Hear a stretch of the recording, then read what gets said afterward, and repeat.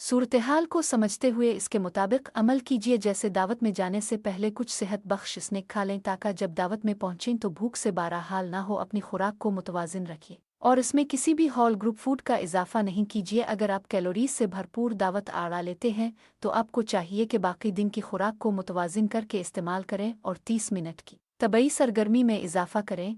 ऐसे तर्ज़ ज़िंदगी को अपनाएं कि जो आपके मिजाज और सेहत को मुस्तकिल बुनियादों पर बरकरार रख सके। जो लोग अपने वज़न को बरकरार रखते हैं वो आम तौर पर सेहत बख्श नाश्ता करते हैं और रोज़ाना वर्जिश करते हैं। फ़ाका कशी को जहन से बिल्कुल निकाल दे, बजाय फ़ाका कशी के बारे में सोचने के सेहत बख्श खुराक को खाने की तरफ तवज्जो दीजिए और रोज़मर्रा की खुराक को मुतवाज़िन और सेहत बख्श बनाइए।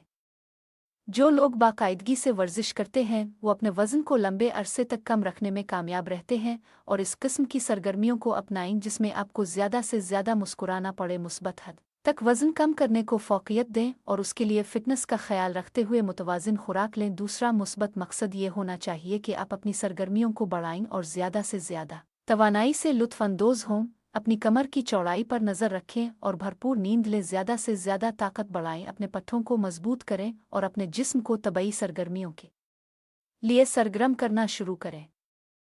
आपका मतलूबा वज़न आपकी उम्र और फिटनेस लेवल के मुताबिक होना चाहिए। मेडिटेरेनियन डाइट पर इन्हिसार करते हुए अपनी खुराक में रोगनी मछलियों का इजाफा करें। ज़्यादा से ज़्यादा फल, सब्जियां और सलाद, जैतून के तेल और सिरका भी साथ खाएं।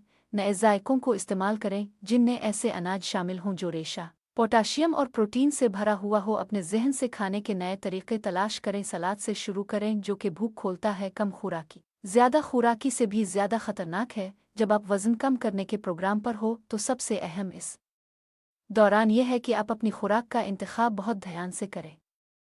ऐसी खुराक पर तवज्जो दें जो ग़िज़ाई एतबार से मुकम्मल हो। अमेरिकन मेडिकल एसोसिएशन का कहना है कि जो लोग अपनी कैलोरीज कम करना चाहते हैं उन्हें चाहिए कि मल्टीविटामिन ख़ास तौर पर खुराक में शामिल कर ले।